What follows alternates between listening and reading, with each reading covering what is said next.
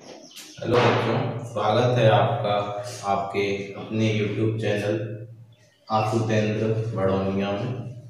मैं यतेंद्र बड़ौनिया आपकी 12th physics की क्लास ले रहा हूँ, जिसमें हम पहली यूनिट इलेक्ट्रोस्टैटिक्स को स्टडी कर रहे हैं। आज की क्लास में हम विद्युत बल रेखाओं को समझने का प्रयास करेंगे। जैसा कि हम आवेश और विद्युत क्षेत्र के बारे में पढ़ चुके हैं।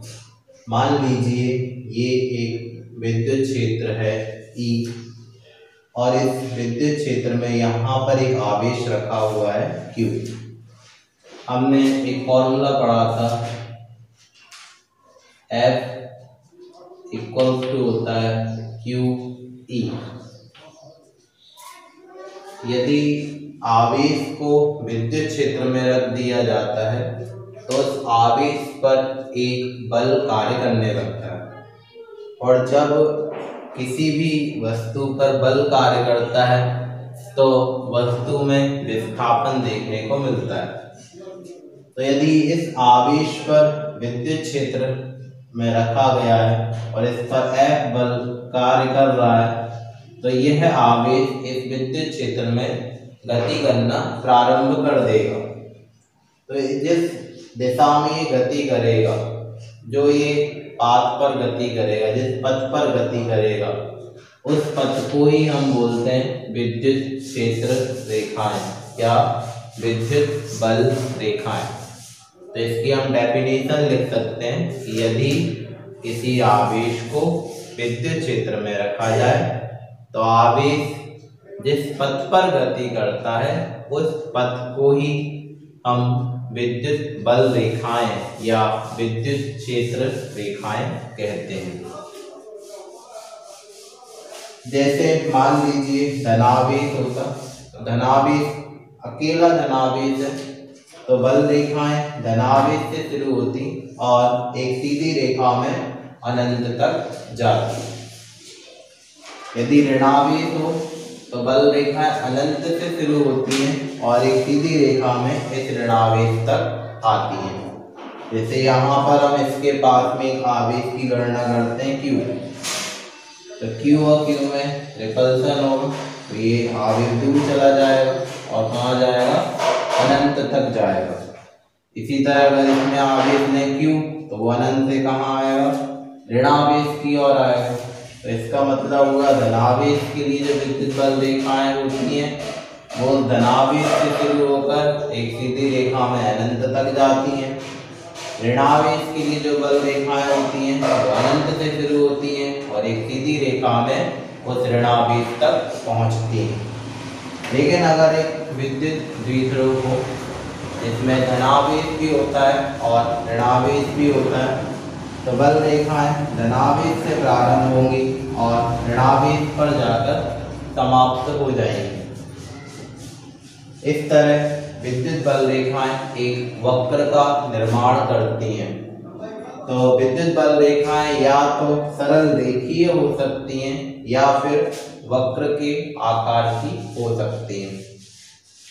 अगर हम विद्युत बल रेखाओं की विशेषताओं को देखें तो सबसे पहली विशेषता है विद्युत बल रेखाएं खुला वक्र बनाती हैं। जैसे ये धनावेश से प्रारंभ हुई, ऋणावेश तक गई, ऋणावेश से दोबारा धनावेश तक नहीं आएगी, तो ये जो वक्र है ये एक ही और का वक्र है, वापस नहीं हो रहा है। तो इस वक्र को हम खुला वक्र कहते हैं। तो सबसे पहली विशेषता है विद्युत बल रेखाएं खुला वक्र बनाती हैं। दूसरा, ये धनावेश से प्रारंभ होती हैं और ऋणावेश पर जाकर समाप्त होती हैं। तीसरा, दो बल रेखाएं कभी भी एक दूसरे को क्रॉस नहीं करती हैं।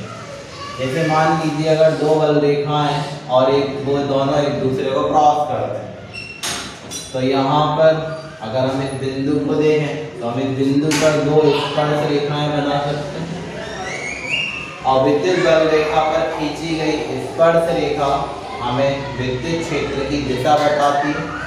यानी ऐसी स्थिति में दो विद्युत क्षेत्र की दिशाएं होंगी, जो कि संभव नहीं है।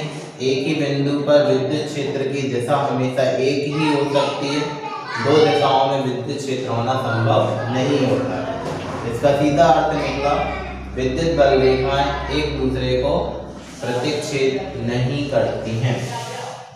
तीसरा है, ये लंबाई की लंबवत एक दूसरे से दूर हटती है। जैसे यहाँ पर देखें तो बल रेखाएं पास पास है, यहाँ पे थोड़ी दूर दूर है, यहाँ पे दूरी ज़्यादा होगी। जैसे जैसे दूर जा रही है एक दूसरे से दूर हटती जा रही है।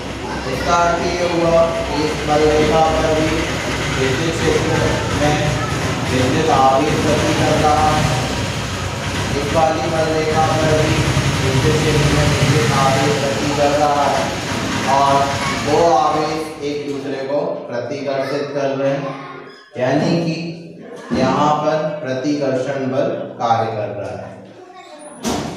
विद्युत बल रेखाएं डोरी के समान लंबाई में सिकुड़ने का प्रयास करती है। अगर इसको हम एक डोरी की तरह लें तो ये लंबाई में सिकुड़ गई।